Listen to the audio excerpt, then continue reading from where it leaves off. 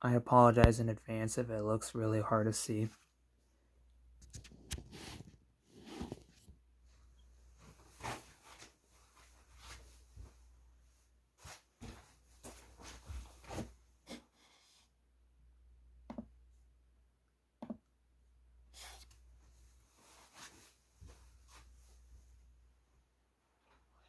Ozone depletion.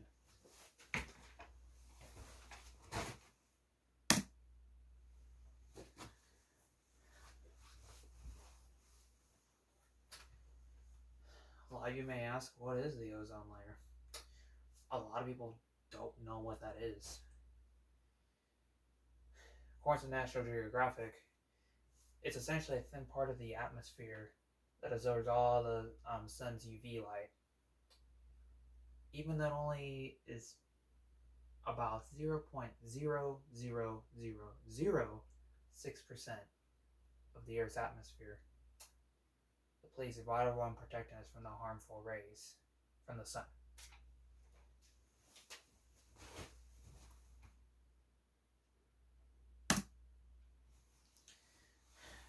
Now you may ask,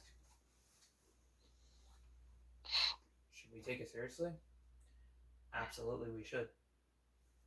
Reason being is according to the EPA, ozone depletion can lead to increased risk of cancer and cataracts, which is just basically the clouding of the lens.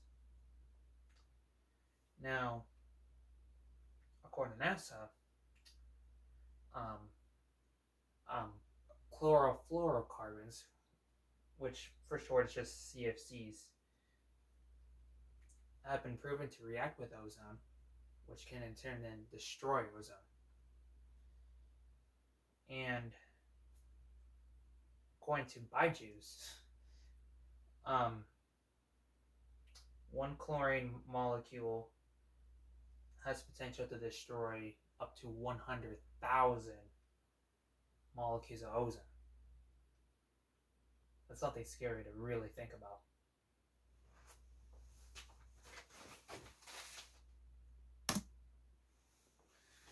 So, what can we do to solve the problem? As much as it's a problem, what can we do as a society to help with that problem that we have? Well, according to Nutty Science, a couple things we can do is we could try to minimize the use of gas-powered cars. CFC containing chemicals, which are near like your everyday things like air freshener and air deodorizer. Kind of scary to think about. And with that, it would help in turn not to get any thinner.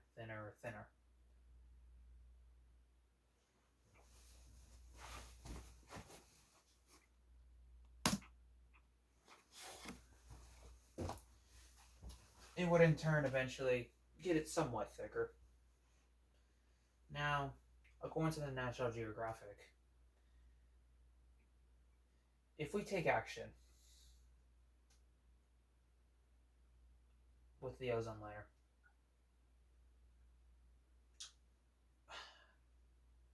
if we limit it enough, which there's a couple things that you could do, which like I said before, you can limit the amount of CFCs that we use, our everyday products, turn towards more electric alternatives.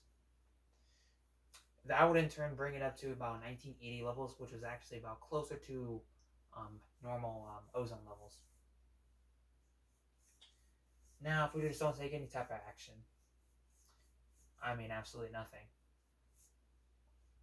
the ozone layer is going to keep getting thinner and thinner and thinner to a certain extent. I will say this, that over the last couple of years, ozone layer levels have kind of stabilized a little bit, but it's still well below 1980 levels. And what we can do is, it won't really get that much better. Like, it could potentially get worse, just depending on how we use our CFCs and things like that. But if we don't take any type of action, it's just not going to look good for us. It's going to lead to an increase of skin cancer, sunburns, those stuff that you just don't want.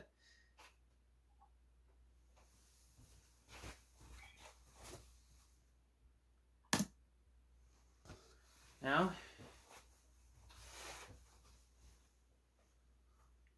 what can we do as a society to step in and be like, okay, this is what we need to do to take action to stop this problem? I encourage all of you to go to your state senator or representative, whoever it may be, and get them to put a bill in place that would limit the amount of CFCs used in order to bring the ozone levels back to roughly the 1980 levels. Ideally, I would try to bring it up to at least even higher than 1980 levels to have a really healthy ozone layer, in my eyes. And with that, we can all look behind this and think about on how we could live a long, healthy life without having to think about the ozone layer and how all these problems could have caused issues for all of us.